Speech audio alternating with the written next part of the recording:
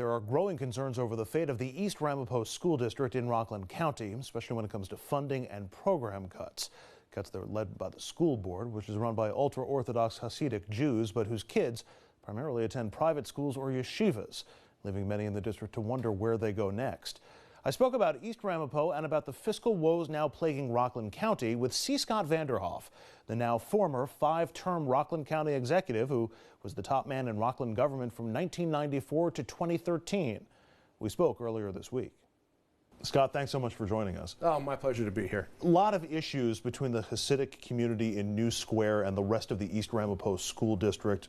School and school funding, the latest to flare up. What's your take on the situation between what seems to be two communities in one?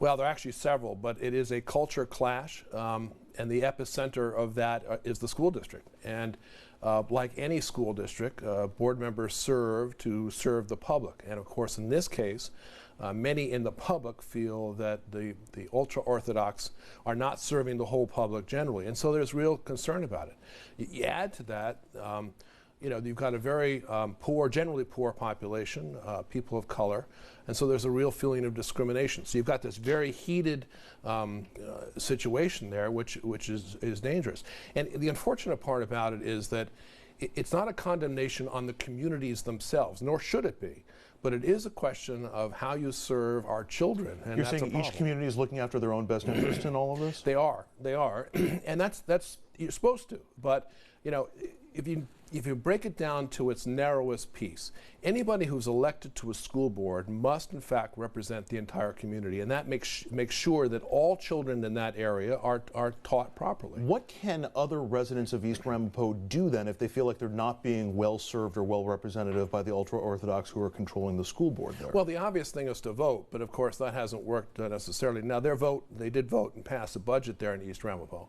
but there is real concern about this particular board and how they're operating in this public, the public finances and the public education, and whether children, in fact, this is the key, are being properly educated in that district. And as I say, this should not be an attack of culture upon culture or black versus white. What it should be is a question of, are the children being educated in East Ramapo? And incidentally, I don't believe they're getting the proper education right now. There are calls now for changes to the school funding formula in Albany when it relates, or how it relates to East Ramapo. The argument is that East Ramapo is not getting enough school funding because of the formula that they use, high property taxes or property values in the area, and so many of the students are in private schools, and that sort of works against East Ramapo, maybe to the tune of $30 million a year. Does just sending more money from Albany fix this problem?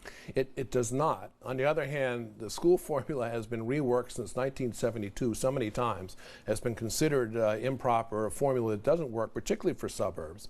But it's not the answer to this question. Yes, they can use more finances. Yes, the property taxpayer in Rockland is overburdened.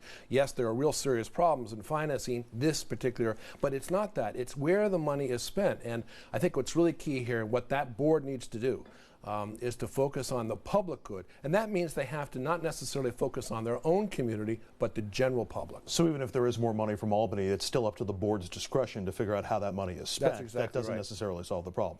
That's exactly right. And that school board, no matter who it is, has got to be respond to the public at large. As we mentioned, the schools are really just one of the many facets of contention, or one of the areas of contention in these communities. Should the ultra-Orthodox communities in Ramapo just be their own political entities?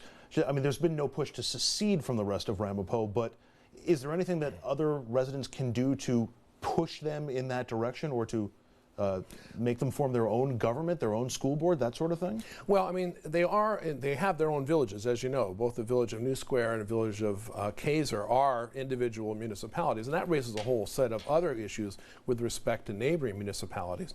But the question is, how do the children, all the children who attend public schools, best be served?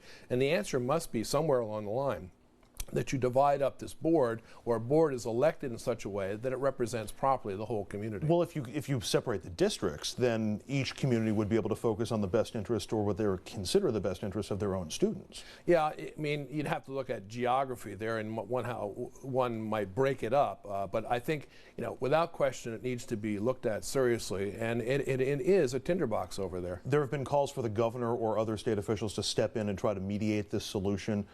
One of the things one of the problems or one of the issues here is the political clout, especially of the ultra-Orthodox community. They vote in blocks. They voted for you in blocks in the past. They voted against you in blocks in the past.